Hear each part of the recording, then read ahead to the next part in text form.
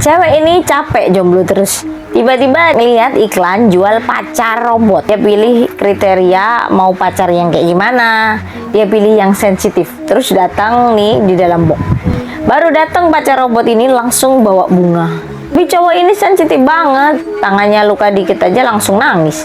Terus pas makan malam cewek ini kan nunjukin menunya ikan. Cowoknya langsung shock, ternyata dia sesensitif itu. Dia nggak tega ngeliat ikan dijadiin lauk. Kayak di nonaktifin tuh sama si cewek ini. Terus dia coba lagi. Dia pesen kriteria yang jantan, yang cowok banget. Tapi ini cowoknya malah kayak barbar. Dia nggak sanggup dan akhirnya dimatiin lagi. Masih penasaran, kali ini dia pesen yang pintar, malah ngebosenin. Ngomongnya pelajaran mulu. Terus suatu hari dia kedatangan tukang paket. Tukang paketnya jatuh dan ngejatuhin buku ini. Ternyata cewek ini suka buku yang sama. Udah susah-susah nyari, ternyata jodohnya datang sendiri. Kalian tahu kan yang dibilang kalau mau tidur cepat harus ngitung domba dari 1 sampai 100. Domba yang di urutan ke 100 udah nggak sabar. Pengen cepet-cepet disebut. Domba yang 99 kok kita nggak dipanggil-panggil ya? Ya dia kan urutan terakhir, jadi ya masih lama. Dari ke 40-an, 80-an, domba yang ke 100 tadi udah nggak sabar menunggu gilirannya.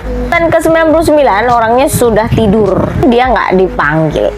Dia sedih nih, dia pengen jadi nomor 1. Terus dia sadar, dia kan angka 100, ada angka satunya.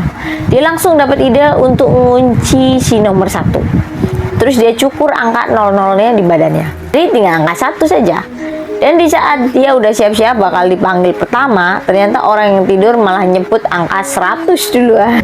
Nyesel deh dia, makanya yang sabar. Serigala ini kerjaannya bersihin jendela bangunan. Dia lapar banget tapi nggak punya makanan. Tiba-tiba dia ngeliat di balik jendela itu ada kantor yang isinya domba semua. Jadi dia ngelamar kerja di situ dan diterima. Dombanya pada ketakutan. Si serigala udah nyiapin cara nih buat memaksa domba-domba itu. Tapi ada satu domba yang baik yang nemenin dia dan ngasih tahu kalau di situ tuh disediain makanan. Dia suka banget sama makanan itu dan udah nggak pengen makan dombanya lagi. Dia jadi rajin kerja, bahkan baik banget. Lalu hari dia kerja seharian sampai capek dan lapar banget, tapi pas dicek makanannya nggak ada, semua habis. Tiba-tiba di satu lift sama domba yang banyak banget udah makan. Ya udah dia pecat dan balik lagi jadi petugas kebersihan jendela. Anak cowok ini makan semangka sama biji-bijinya. Terus biji semangka yang masuk ke dalam tubuhnya itu tumbuh. Nah besoknya pas bangun tidur dia kaget. Soalnya ada tanaman yang keluar dari hidungnya. Bahkan tubuhnya cepet banget. Padahal dia harus sekolah. Kepala sekolahnya kan tahu nih. Terus dicabut dong itu. Tiba-tiba dari hidung ini alah keluar cairan semangka.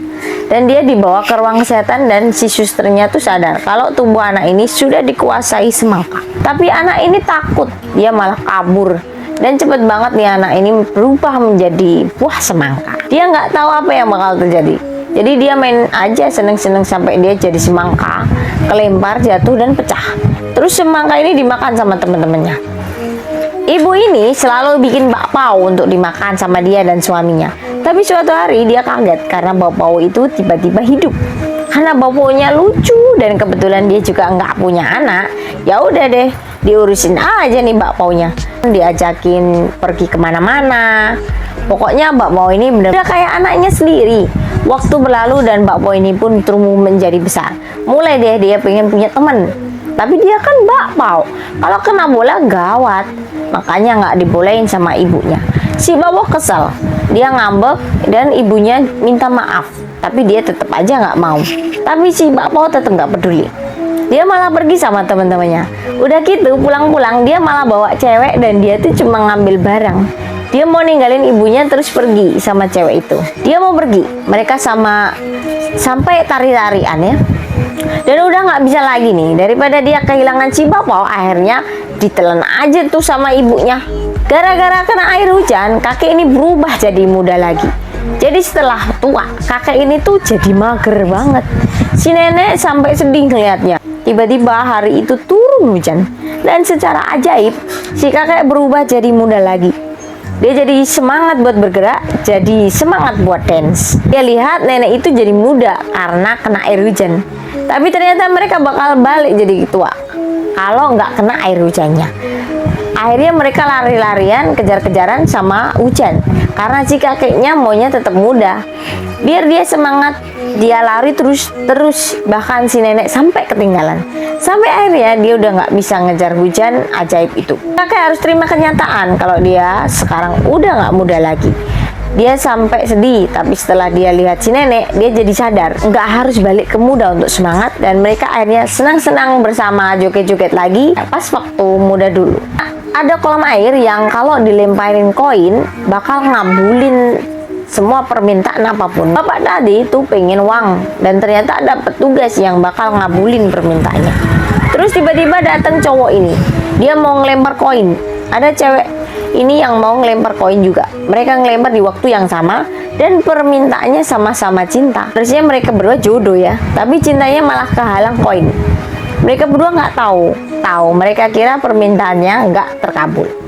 Si petugas akhirnya terpaksa keluar. Dia harus berbuat sesuatu. Sampai si petugas itu pakai koin juga buat dilempar ke kolam itu, dan berhasil. Efek cinta yang tadinya nyangkut berhasil keluar. Permintaan cinta mereka di kolam itu akhirnya terkabul.